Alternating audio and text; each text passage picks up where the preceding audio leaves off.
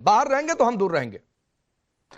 आपको राकेश जी एक तथ्य बता रहा हूं मैं, और आप मुस्लिम समाज से पूछ भी सकते हैं। बिहार में सबसे ज्यादा कब्रों की जमीन को अगर किसी ने हड़पा है तो वो आरजेडी वालों ने हड़पा है। 6 उसमें कन्विक्टेड हैं। ये इनकी हालत है। आप सोचो जरा, कब्र की जमीन हड़प रहे हैं और चाहते हैं मुस्लिम वोट। और हमारे शादाब जी यहां पर बैठे हैं। मुझे तो शादाब जी जून 2022 की आपके ओवैसी जी की, जिनको आपने राष्ट्रीय धरोहर कह दिया है, उनकी लफ्ज याद आ रहे हैं। उन्होंने कहा था कि जो 4 मेरे गए हैं मैं लात मारता हूं, अल्लाह और सीमांचल के लोग जवाब देंगे इस बात का। बताइए 2022 में वो तेवर, और 25 आते आते तक दंडवत प्रणाम कर दिया कि भैया हमारे साथ गठबंधन कर लो, गठबंधन कर लो। आरजेडी आपको भाव नहीं दे रही है। भाई राष्ट्रीय धरोहर के ऐसे हाल होंगे कि नोटा से कम वोट आते हैं और आप तरस रहे हैं कि भाई हमारे को अपना लो अपना लो, और वो आपको भाव तक नहीं दे रहे हैं। तो भाई आप, मेरे तो आपसे गुजारिश है, भाई थोड़ी रीढ़ की हड्डी लाइए, अलग चुनाव लड़ने की हिम्मत रखिए। क्यों भाग रहे हैं आरजेडी के पीछे बार बार? भाई आप, ये तो आपको फैसला करना चाहिए ना, क्यों क्यों ऐसी हालत हो गई। और राकेश जी कमाल की जुगलबंदी है ये, देखिए खींचाता नहीं, सबको मुस्लिम वोट चाहिए। किसी ने उनको ना घर दिए ना टैप वाटर कनेक्शन दिए। 2% टैप वाटर कनेक्शन थे इनके पास 2019 से पहले, आज करीब 88% है। ले दे करके इनको वोट भी चाहिए, इनकी जमीन भी हड़पनी है, इनके लिए कुछ करना भी नहीं है। तो ये हालत है इन लोग की, तभी ये आज 20-20 साल से सत्ता से बाहर हैं। नोटा से कम वोट आते हैं। कांग्रेस की तो बात ही छोड़ दीजिए, क्या हालत है इनकी। तो ये एक रियलिटी चेक है आज आपके शो पे। करना धरना कुछ है नहीं और तुष्टीकरण की गंदी राजनीति। शराबकरण का रिप्लाई करिए भाई। ये सवाल मैंने आपसे पहले भी पूछा कि जब इतनी बातें कही गई थी, गद्दार और पता नहीं क्या क्या कह दिया गया था, तो अभी आप लोग कह रहे हैं कि गठबंधन कर लो, गठबंधन कर लो, गठबंधन कर लो। अभी तक कहा जा रहा है कि अभी भी मौका है। कुछ तो रीढ़ की हड्डी दिखाइए, करण वर्मा कह रहे हैं। नहीं राकेश भाई, हम सभी सीटों को लड़ने में सक्षम हैं, और अगर इनका अहंकार नहीं टूटेगा तो हम जवाब देंगे। हम कब कह रहे हैं, लेकिन हम लोग बिहार की जनता के हित को सर्वोपरि रखते हुए सेक्युलर वोटों का बंटवारा रोकने के लिए हमने इनके पाले में नहीं, बंटवारा कैसे रुकेगा? शादाब, अगर आप कह रहे हैं कि हम 24 सीटें जीत लेंगे तो काहे का गठबंधन करना? जीतने वाला कभी गठबंधन करता है? अगर अकेले अपने दम पर कोई भी जीत पाएगा, कल को नहीं, कल को आरजेडी को लग जाए या कांग्रेस को लग जाए कि अकेले बिहार में हम सारी सीट जीत सकते हैं या बहुमत ला सकते हैं, वो काहे गठबंधन करने जाएंगे? मैं क्या बोल रहा हूं? अरे साहब, क्या बीजेपी का एनडीए गठबंधन नहीं है? क्या राजद का कांग्रेस से गठबंधन नहीं है? इसीलिए हम लोग कह रहे हैं कि बाद में मत बोलिएगा कि हमारी वजह से बीजेपी जीत गई। ये नौटंकी ना कीजिएगा। पूरी सीमांचल और बिहार की जनता देख रही है कि एमआईएम तो गद्दारी की थी कुछ लोगों ने, फिर भी एमआईएम बड़ा दिल दिखा करके लड़ना चाहती थी साथ मिलकर, और लेकिन इन्होंने अहंकार दिखाया, और हम तो पूरी सीटें लड़ने में सक्षम है। शादाब जी, करण भाई मैं एक चीज ऐड कर रहा हूं इसमें। जो शादाब कह रहे हैं इसका मतलब है कि उनकी पार्टी को भी पता है कि वो उतरेंगे, मुस्लिम वोट उनको जो भी मिलेगा वो आरजेडी को जाने वाला होगा, उसका नुकसान सीधे आरजेडी को होगा, और यही वो मैसेज देने की बार बार कोशिश कर रहे हैं। देखिए शादाब जी एक बड़े पढ़े लिखे व्यक्ति हैं, मुझे तो आज बड़ा दुख हो रहा है इनका यह हालत देखकर। अरे कहां गए वो जलवे जो मर्दे मुजाहिद ओवैसी जी खड़े होते हैं? आज क्यों आप लोग हाथ जोड़ जोड़ के बार बार कह रहे हो बचाना है सेक्युलरिज्म, वोट बचाना है? अरे जलवा दिखाओ ना भाई, अपना दिल बड़ा छोड़ो, अपना चौड़ा सीना दिखाओ ना। जो बड़ी बड़ी रैलियां करते हो आज दिखाओ तो हम लड़ेंगे अकेले। इनके पीछे पीछे क्यों भाग रहे हो आप भाई? अरे शादाब जी वो देखना चाहते हैं लोग आपसे।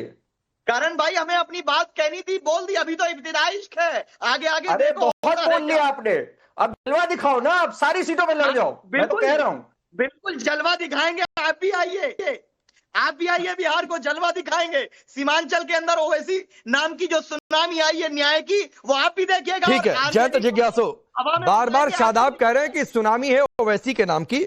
ओवैसी मंचों से कह रहे हैं यादव, ठाकुर, ब्राह्मण, भूमियार, माझी, पासवान, जितनी जाति गिना सकते हैं वो कह रहे हैं देखिए सबका नेता खड़ा हो गया बिहार में, एक अकेले मुसलमानों का नेता खड़ा नहीं हुआ, और वो खड़ा आप लोगों ने नहीं होने दिया।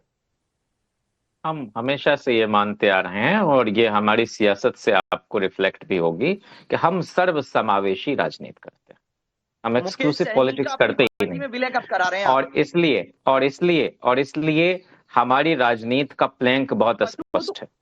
ये के पास कितने विधायक, अब बीच शादाब भाई अगर आप इस तरह से बोलेंगे तो फिर आपका यही उतावलापन जिम्मेदार है हर चीज के लिए, जिसका आज आप जिसकी शिकायत आप कर रहे हैं यहाँ बैठकर, राजनीति संजीदे तरीके से किया जाता है। हाँ, हम तो नहीं, और हमारे ही लोग आपके आंगन में गए और वापस आ गए। मशीन मात्र है हमारे नहीं, हम जो वोट देता रहे आपको, जी नहीं, तो रोबोट ने सवाल पूछ लिया, इस रोबोट को खत्म कर दो। हमारे और मुसलमान भाइयों के बीच जो ताल्लुक हैं, हमारे और गरीब कमजोर लोगों के बीच जो ताल्लुक हैं, हर मजहब हर जाति के साथ, वो एतमाद के ताल्लुक है, वो भरोसे के रिश्ते हैं, वो मोहब्बत के रिश्ते हैं, वो एक दूसरे के लिए कद्र के रिश्ते हैं, वो दशकों में बने गए रिश्ते हैं, वो किसी के आने जाने से प्रभावित नहीं हुआ करते, ये दिलों के रिश्ते। अच्छा जयंत जिज्ञासु, एक चीज मैं जानना चाहता हूं। जयंत जिज्ञासु, एक चीज में जयंत जिज्ञासु, आप लोगों ने हमेशा खारिज किया है, नहीं करेंगे ओवैसी से गठबंधन, वो बार बार अभी तक अपील कर रहे हैं। मैं आपसे जानना चाहता हूं क्यों आप लोग नहीं कर रहे हो ओवैसी से गठबंधन? अब ये बताइए कि हम तेलंगाना आंध्रा में जाके तो चुनाव नहीं लड़ते। हमारे एक ही एमएलए हैं केरल में, साउथ इंडिया में, और वो इसलिए हैं कि वीरेंद्र कुमार जी, लालू जी जनता दल के राष्ट्रीय अध्यक्ष थे, तो 96 में देवगौड़ा जी की सरकार में उनको मंत्री बनाया। तो आप ये कह रहे हैं ओवैसी की बिहार में कोई सियासी ताकत नहीं है, इसलिए आप लोग गठबंधन नहीं कर रहे हैं? कमजोर साथी को कौन लेगा? हम कह रहे हैं कि जमहूरियत में किन्हीं को भी कहीं से जाके चुनाव लड़ाने का हक नहीं, वो ठीक है, मैं पूछ रहा हूँ गठबंधन क्यों नहीं कर रहे हैं? क्यों आप लोग दूर रख रहे हैं ओवैसी को? वो तो बार बार कह रहे हैं ले लो। नहीं, हमारा जो इंडिया ब्लॉक है राकेश जी, उसमें सिर्फ राष्ट्रीय जनता दल नहीं है, राष्ट्रीय जनता दल है, कांग्रेस मना कर रही है, सीपीआई है, सीपीएम है, माले है, वीआईपी है। नहीं, कौन मना कर रहा है फिर?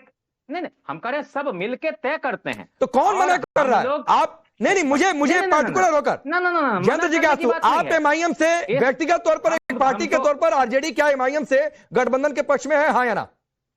हम कह रहे हैं कि हमने तो पूरा समर्थन दिया था वेस्ट बंगाल में ममता दीदी को, हम तो वहां नहीं चुनाव। अरे नहीं, यहाँ गठबंधन में आप चाहते हैं कि नहीं?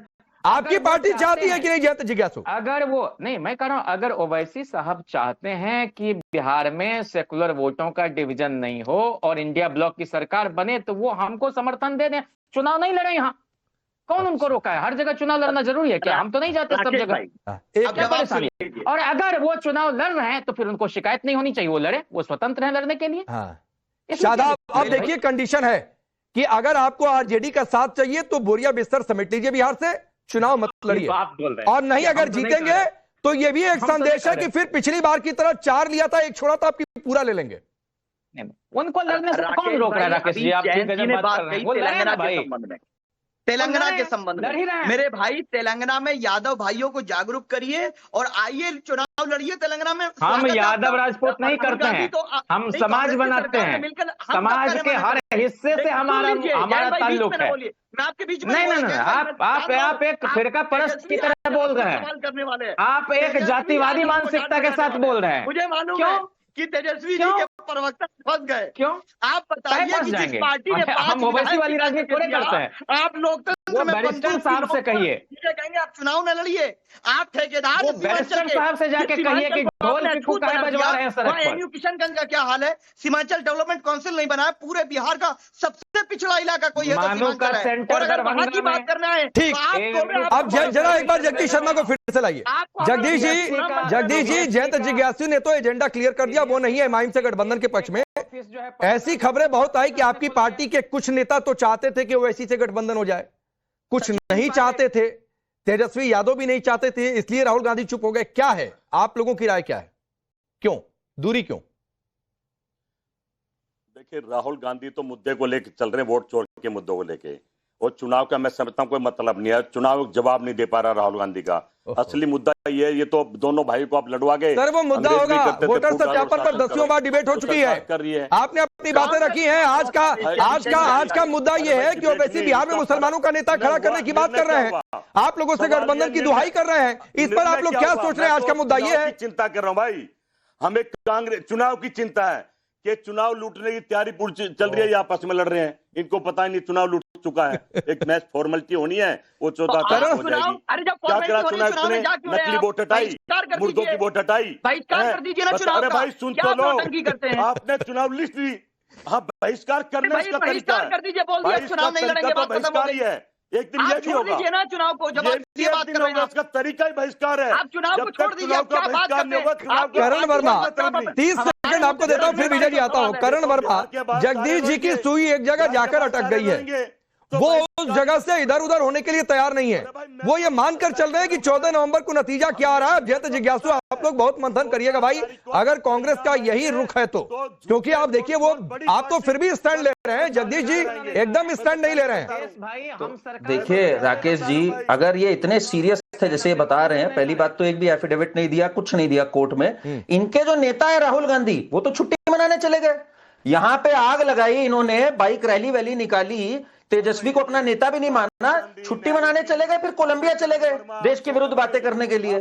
तो भैया अगर इतने सीरियस थे बिहार में रहना था, ये हार पहले ही मान चुके हैं। जगदीश जी ने आज हथियार डाल दिए हैं, उन्हें पता हार निश्चित हो गई है, तो भाई बहाना एक तैयार है हमारे पास वोट चोरी का। ठीक है, है, हालत है इनके। विजय भाई बोलिए, फिर परमल जी आ रहा हूं। विजय भाई बोलिए, आप इशारा कर रहे थे, खड़ा मोदी के पीछे। अरे रुक जाइए जगदीश जी, आप एक ही जगह फिर देखिए राकेश जी, बोलिए। लिख लो इस बात को। ये तो अरे भाई मैं तो एक ही कांग्रेस ने और ओवैसी की पार्टी के प्रवक्ताओं ने मान लिया कि बीजेपी और एनडीए गठबंधन पूर्ण बहुमत के साथ आने जा रहा है। और ये अलूल जलूल जो आरोप लगा रहे हैं, इनको बताइए कि मामला सब जुडिस है सुप्रीम कोर्ट के अंदर, ये आपत्ति क्यों नहीं इन्होंने दर्ज कराई? झूठ बोलते टीवी के ऊपर बैठ के आके। मैं बताता हूँ, ये मुसलमानों के हितैषी बनते हैं, तो मुसलमान इनके राज में इतना पिछड़ा क्यों था? जरा उसका जवाब दे दीजिए। अरे जगदीश जी, आप लाइए ना, सबूत लाइए, आप बताइए, मुझे सुप्रीम कोर्ट चाहिए आज भी, वहां मामला सब जुडिस है। तो आप डिबेट को कहां ले जाने का? आपके पास जवाब है नहीं। देख लेना, आपको जनता ने कहा कि 40 साल से आप राज में नहीं हो बिहार के अंदर, ये भी सच्चाई है।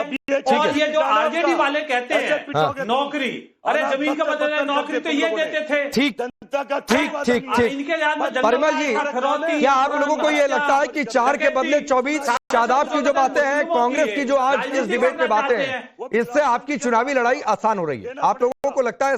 देना पड़ेगा। हाँ ठीक है जगदीश जी, रुक जाइए। 14 तारीख को सारे रहोगे, ठीक है, जब वोट चोर सामने आएंगे। यहाँ तो कांग्रेस और आरजेडी पहले ही वोट चोरी के आधार पर वो लोग हार जाएंगे, इसका प्रलाप करते रहे हैं।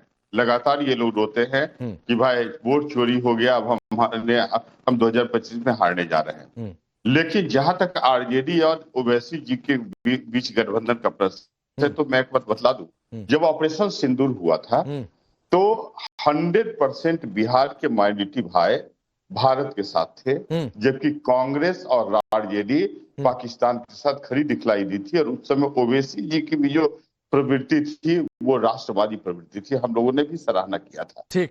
तो अब आरजेडी को वह है कि ये नेगेटिव पॉलिटिक्स जो करते हैं, भय दिखलाते हैं, राष्ट्र विरोधी पर्टिकुलरली तत्वों को जो प्रमोट करने का प्रयास करते हैं,